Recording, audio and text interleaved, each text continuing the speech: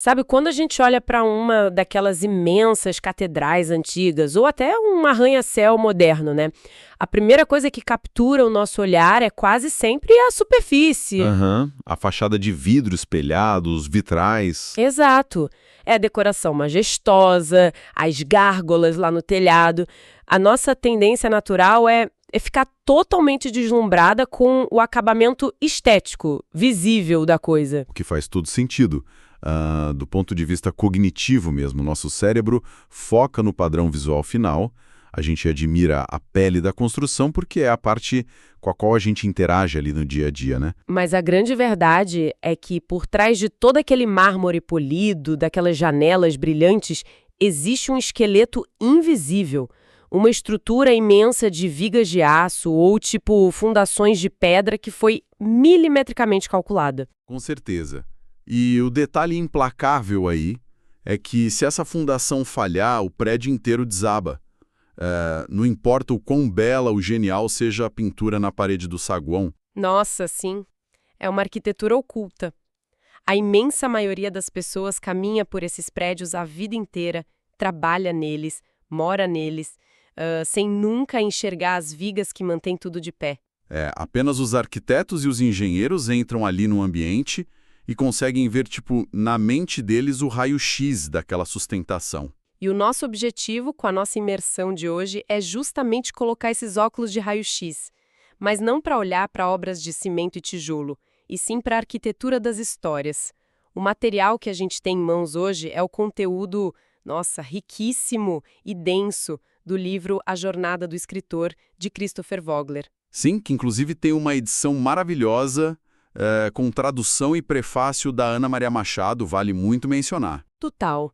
E a nossa missão é decodificar esse esqueleto invisível que sustenta todas as grandes narrativas da humanidade, sabe?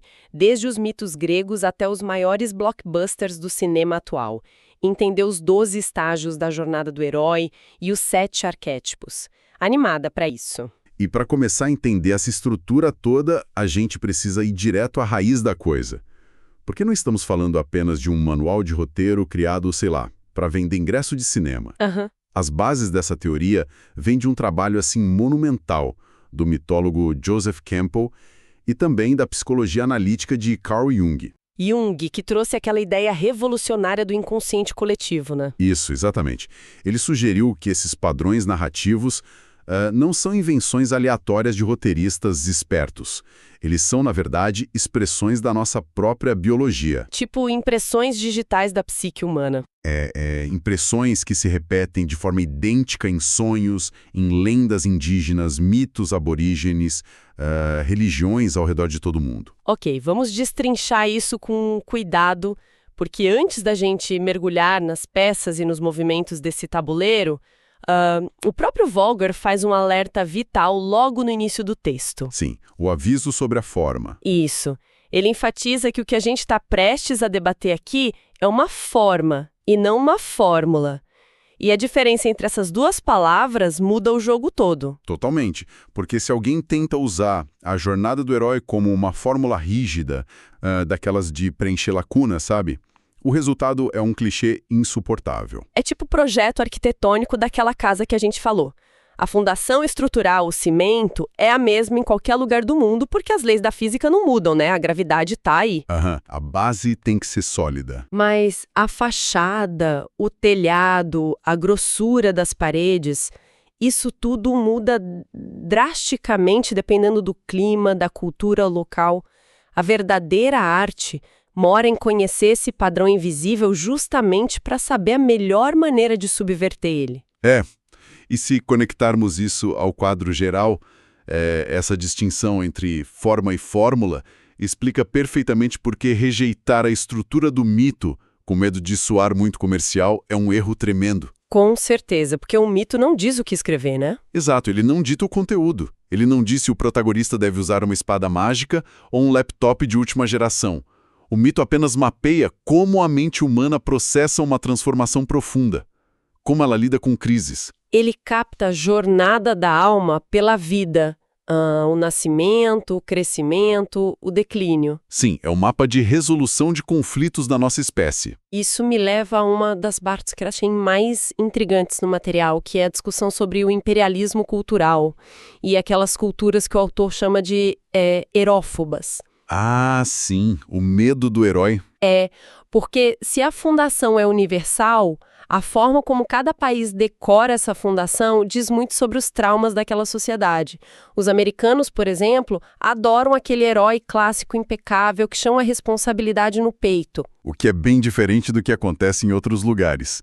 Tomemos a Austrália como exemplo. É um fenômeno sociológico muito fascinante. Eles têm uma visão bem particular, né? Muito. Historicamente, a cultura australiana desenvolveu uma certa desconfiança com pessoas que buscam os holofotes de um jeito muito óbvio. Eles não curtem o cara que quer ser o salvador da pátria. Exato, e a consequência narrativa disso é que eles tendem a preferir heróis extremamente relutantes. O Mad Max, por exemplo, ele é a personificação perfeita dessa erofobia. Nossa, verdade. Ele é um cara que foge de ser o herói até o último segundo insustentável. Ele só age quando não tem absolutamente nenhuma outra opção. Sim, é a sobrevivência pura ditando a regra. E o contraste com a Alemanha é ainda mais denso, né? Total. O texto aponta que por causa de todo o trauma histórico devastador com o nazismo e como aqueles símbolos mitológicos foram manipulados como propaganda, o público alemão pegou um ranço, uma desconfiança quase visceral do herói romântico. Eles rejeitam aquele guerreiro glorioso. Exatamente. O pós-guerra na Alemanha passou a exigir anti-heróis. Protagonistas com uma visão de mundo muito mais fria, pragmática, totalmente despojada daqueles sentimentalismos épicos. É o molde mítico se adaptando como uma luva à cicatriz psicológica de cada cultura. Perfeito. Bom, já que a gente estabeleceu que essa jornada é um mapa da psique, a gente precisa conhecer os habitantes desse mapa. Quem são os personagens que a gente encontra dentro e fora de gente? Os famosos arquétipos. O estudo cataloga 7 principais. Mas o conceito-chave aqui, e que o pesquisador Vladimir Propp já observava nos contos de fadas, é que os arquétipos não são identidades fixas. Eles são funções temporárias, né? Tipo máscaras de teatro. Exato, são máscaras. Uma única figura numa história pode orbitar por várias dessas funções psíquicas. O mesmo personagem veste a máscara de herói numa cena, vira um mentor na outra e depois se torna um obstáculo. Então a gente não precisa de um elenco de 7 atores para ter os 7 arquétipos? Legal. Vamos passar por essas máscaras, então. A primeira, claro, é o herói. A porta de entrada natural. E o interessante do herói não é a bravura dele, mas o que ele representa na psicologia. Ele é o eu em busca de totalidade. Ele é a nossa janela de identificação, né? É por ele que o público entra na história. Isso. Ele representa aquela necessidade de se separar da tribo para criar uma identidade própria. Mas ele não consegue fazer isso sozinho. E aí entra o segundo arquétipo, o mentor. Que é meio que o nosso self superior. Aquela nossa parte mais sábia. Na história, o mentor ensina, dá presentes mágicos e, principalmente, empurra o herói para fora da inércia. Pode ser o velho mago de barba branca ou um instrutor de boxe bem ranzinza. A função é a mesma. E aí, logo em seguida, o herói bate de frente, não com o vilão, mas com o guardião de limiar. Nossa, confesso que essa foi a minha parte favorita sobre os arquétipos. Porque o guardião não é necessariamente um inimigo, ele tá ali para testar a determinação de quem tenta cruzar uma fronteira. Ele representa as nossas neuroses, né? Isso. Os nossos vícios, aqueles bloqueios que gritam na nossa cabeça quando a gente tenta mudar de vida. E tem aquele exemplo no livro que ilustra isso perfeitamente, das estátuas nos templos japoneses. Ah, os beônios nos portões? Sim, a estátua tem aquele rosto aterrorizante e ela levanta uma mão com a palma virada para frente, num gesto clássico de "para aí, não ouse entrar aqui". Uma barreira clara. Mas, se a pessoa tiver coragem de se aproximar um pouquinho mais e olhar os detalhes, a outra mão do demônio está fazendo um gesto sutil, tipo convidando para entrar. É genial. O guardião afasta quem é fraco de espírito, mas na verdade ele está convidando quem consegue enxergar além daquele medo superficial. Uma materialização perfeita dos nossos bloqueios mentais. E quem geralmente provoca esse confronto com o guardião é o quarto arquétipo, o arauto. O arauto é aquela energia que entrega o chamado para a aventura. Ele anuncia que a mudança agora é inescapável, sabe? Ele desequilibra o status quo. E claro, a jornada não seria nada sem a sombra, o quinto arquétipo, o clássico vilão. Mas lendo Jung, a gente vê que a sombra é muito mais que um cara mau num castelo assombrado. A sombra abriga sentimentos reprimidos, o nosso lado obscuro contra o qual a gente luta todo dia. O vilão é sempre o herói do seu próprio mito pessoal, né? Sempre. E para evitar que a vida ou a história fique pesada demais com tanta sombra, a gente tem o sexto arquétipo, o pícaro ou o trickster. O alívio cômico. Isso, a energia do caos, o desejo implacável de quebrar regras. Pensa no deus Loki, da mitologia nórdica, ou no Patolino, no Pernalonga. Eles vestem essa máscara para bagunçar tudo de um jeito astuto. E aí sobra o sétimo arquétipo, o camaleão. O shapeshifter. Esse costuma dar muita confusão. Peraí, eu preciso fazer uma pausa aqui, porque, olha, a minha leitura inicial sobre o camaleão sempre foi muito limitada. Como você via ele? Eu achava que o camaleão era apenas um vilão disfarçado. Sabe aquele amigo do protagonista que, lá no final, tira a máscara e esfaqueia o herói pelas costas? O traidor clássico. Exato. Mas lendo o material, fica claro que a função mais comum do camaleão costuma ser o interesse romântico da história. Aquela pessoa que deixa a gente num estado de dúvida o tempo todo. Por que isso acontece? Porque a chave do camaleão não está na traição física, está no conceito da projeção do ânimos e da ânima que o Jung descreve. Energias masculinas e femininas reprimidas. Isso mesmo. Na vida real e na ficção, a gente quase nunca vê nossos parceiros como as pessoas falhas que eles realmente são. A gente projeta neles nossos medos, nossos desejos secretos. Uau! Então a pessoa parece mudar de forma porque a nossa percepção dela é que é instável. Perfeito. O mestre nisso no cinema é o Hitchcock. Num filme como Um Corpo que Cai, a tensão não é porque a pessoa esconde uma faca, é porque essa projeção psicológica cria uma incerteza absurda. A gente não sabe se o parceiro nos ama, se nos odeia ou se é só uma ilusão da nossa cabeça. A instabilidade da atração humana virando narrativa. Sensacional. Bom, com as 7 peças no tabuleiro, a gente precisa ver esse esqueleto andar.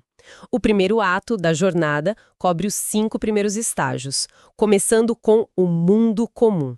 O estágio 1. Um ambiente familiar, mas que está fundamentalmente quebrado, né? O herói tem um problema íntimo paralisante. Tipo a Dorothy no Tédio Cinza do Kansas, ou aquele executivo de Uma Linda Mulher, cheio da grana, mas emocionalmente murto.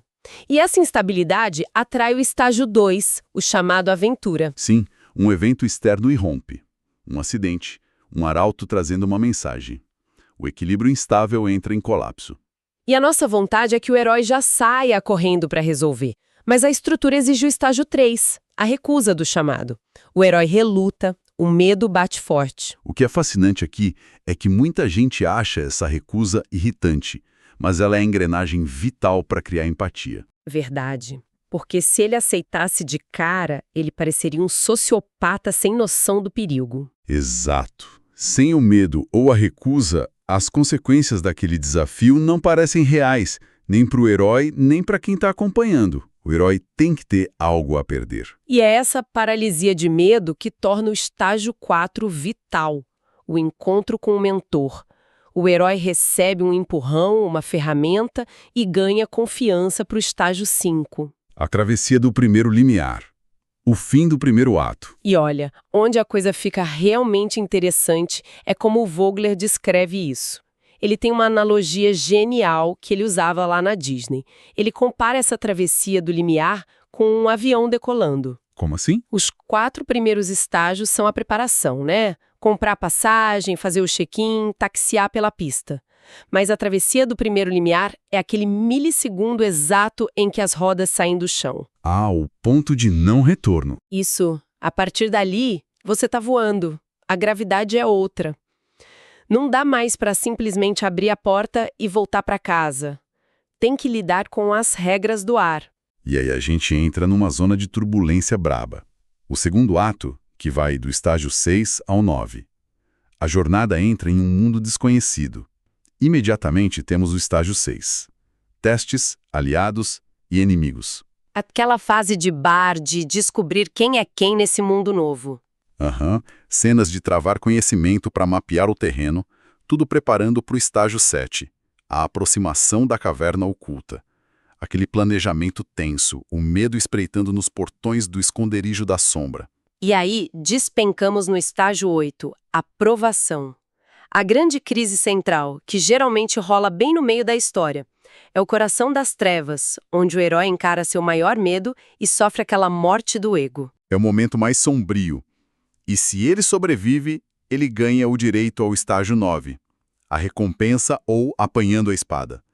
A celebração de ter enganado a morte. Mas espera aí, deixa eu bancar a advogada do diabo aqui, porque isso gera uma dúvida estrutural gigantesca. Pode mandar. Se a provação, que é o embate mais violento com a morte, acontece bem no meio da história, o que segura a atenção na outra metade? A história não perde a força, não vira só um epílogo chato. É a pergunta de $1 milhão, né? E a resposta que o material traz muda a nossa visão de estrutura geométrica. Como assim geométrica? É que a gente costuma imaginar a jornada como um círculo plano. Mas Vogler diz para imaginarmos as bases de um campo de beisebol. Tem ângulos agudos. A provação no meio é a segunda base. É o ponto mais distante de casa. O nadir absoluto da história. O fundo do poço. Isso. E o truque é, no instante em que o herói sobrevive e pega a recompensa, o objetivo da história muda o vetor em 90 graus. Até ali, a energia era toda sobre se infiltrar e sobreviver sem acordar o dragão. Nossa, e quando ele rouba o tesouro, o dragão acorda. Exatamente. A partir dali, a tensão não é mais infiltração. A meta é escapar vivo com o prêmio. Isso injeta um combustível de tensão completamente novo na segunda metade. O aventureiro virá presa fugindo com o tesouro. Genial! E isso nos lança violentamente no terceiro ato, estágios 10 a 12. O caminho de volta. O estágio 10 é marcado por cenas de perseguição pura, o famoso voo mágico, onde as trevas tentam se vingar. O que culmina no estágio 11, a ressurreição, o clímax absoluto. É o teste final. O universo pegando o herói pelo colarinho para ver se a mudança comportamental dele foi real mesmo ou se foi só papo. A purificação final. E trazendo isso para a vida de quem escuta a gente agora, todo mundo já passou por uma ressurreição na vida real. Com certeza. Aquela provação logo depois que você acha que venceu. É aquele teste maldoso da vida. Logo quando você acha que superou um hábito ruim ou cortou aquele relacionamento tóxico, acontece uma crise imensa, uma tentação avassaladora para testar se você recai ou não. É a última chance de provar que a lição foi assimilada. E se a pessoa sobrevive a esse teste, chegamos ao estágio 12, o retorno com o Elixir. O herói volta ao mundo comum, mas trazendo algo que pode curar o seu mundo. Tipo a clareza da Dorothy de que a magia estava nela mesma, ou a Rose idosa no final de Titanic jogando o colar no mar porque fez as pazes com a vida. Mas isso levanta uma questão importantíssima que o mito exige. O mito diz que a dádiva tem que ser compartilhada. O herói não pode guardar para ele. De jeito nenhum. Histórias onde o herói guarda o elixir só para si mesmo se tornam tragédias. A função do herói moderno é como a do xamã nas antigas tribos.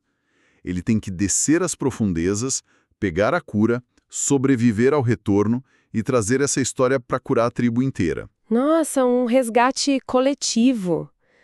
Vendo o esqueleto do prédio inteiro, assim, fica bem claro que a gente e o Vogler não estamos ensinando só como escrever um roteirinho legal. Nada disso.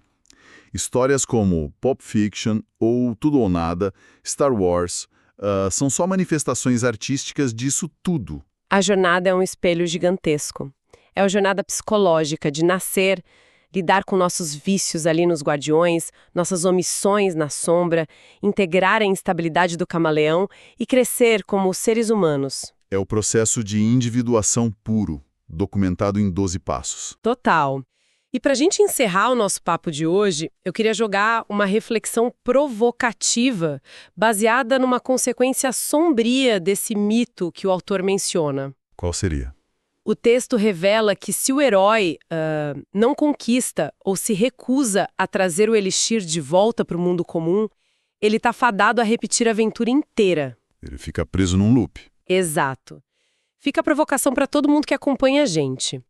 Pensa naqueles seus problemas recorrentes, aquelas brigas que se repetem todo ano, os mesmos erros no trabalho, no amor. Aquela velha história que não muda. Será que esses problemas não são apenas a mesmíssima jornada exigindo ser vivida novamente? Exigindo repetição simplesmente porque lá na rodada anterior você até foi forte e sobreviveu à provação no meio do caminho, mas você esqueceu de trazer o Elixir de volta para casa? Fica aí a reflexão. Um pensamento brilhante e profundo para a gente digerir. Demais, né? Bom, um imenso obrigada por acompanharem a gente mais essa imersão profunda pela mente humana e pelas nossas maiores histórias. Até o nosso próximo mergulho. Valeu, pessoal. Até a próxima.